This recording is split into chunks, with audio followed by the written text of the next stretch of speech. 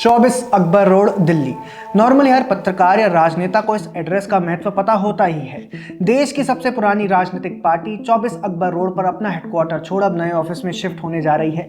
नया एड्रेस है 9 कोटला मार्ग, माता सुंदरी रेलवे कॉलोनी, और इस नए ऑफिस का नाम रखा गया है, can you guess? Indira Gandhi Bhawan. Well done, तालियां होनी चाहिए यार हमारे लिए। कांग्रेस पार्टी और उनके हाईकमान से मेरा एक सिंपल सा सवाल है, और कोई नेता नहीं मिला। मेरी बात कहने की शैली से आप ये ना समझे कि मेरी इंदिरा जी से कोई व्यक्तिगत दुश्मनी है, बिल्कुल नहीं। लेकिन एक भारतीय होने के नाते, एक पत्रकार होने के नाते मुझे कांग्रेस पार्टी से सवाल पूछने का अधिकार है। क्या कांग्रेस की विरासत केवल इंदिरा गांधी तक ही सीमित है? क्या कांग्रेस के हर ऑफिस का नाम केवल राजीव भवन या इंदिरा भवन ही होगा?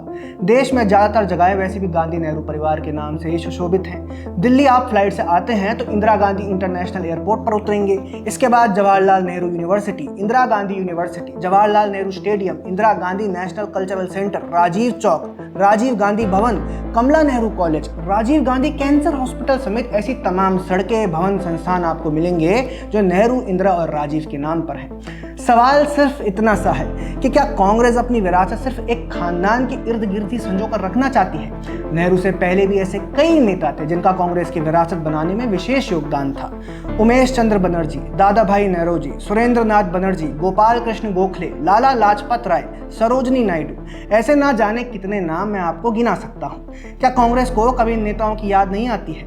और शायद याद भी तब आती है जब भाजपा सरकार इन नेताओं की लेगेसी सेलिब्रेट करती है।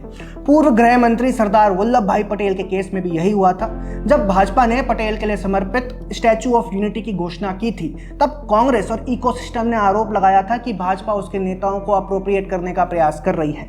अगर मान भी लें कि भाजपा ने महान राजनीतिक और ऐतिहासिक हस्तियों की लेगेसी को अप्रोप्रिएट करने की कोशिश की है, तो भी कांग्रेस पे यह सवाल उठता है कि आपने ऐसा क्यों नहीं किया? आपने अपने लोगों को सेलिब्रेट क्यों नहीं किया?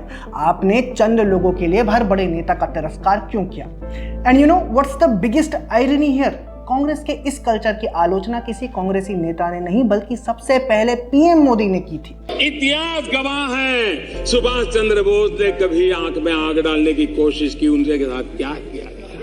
मोरारजी भाई देसाई गवाह है, उन्होंने आंख में आग डालने की कोशिश की, क्या किया गया?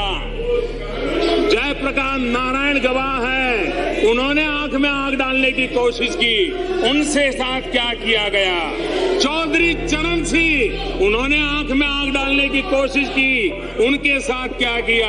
सरदार वल्लभ भाई पटेल ने आंख में आग डालने की कोशिश की, उनके साथ क्या किया गया?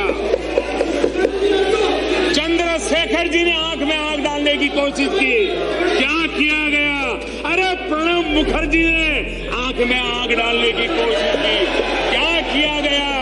अरे इतना ही नहीं, हमारे शरद पवार जी ने आंख में आग डालने की कोशिश की थी, उनके साथ भी क्या किया गया था? अभी जो आपने वीडियो देखा उसमें पीएम मोदी तमाम नेताओं की बात कर रहे थे।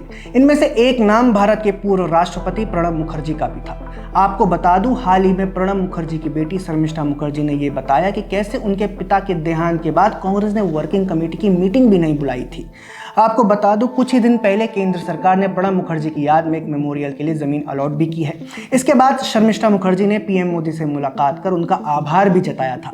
इस मौके पर पूर्व प्रधानमंत्री नरसिम्हा राव के पोते एनवी सुभाष ने इसे कांग्रेस के चेहरे पर एक करारा तमाचा करार दिया।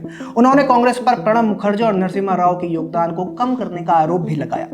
केवल एक परिवार की हिफाजत करने के चक्कर में कांग्रेस पार्टी अपने अन्य नेताओं का तिरस्कार क्यों करती है? क्या कांग्रेस के राजनीतिक इतिहास में इंदिरा गांधी से ज्यादा कद्दावर और कोई नेता नहीं था? क्या नए मुख्यालय का नाम शास्त्री भवन या पटेल भवन नहीं रखा जा सकता था?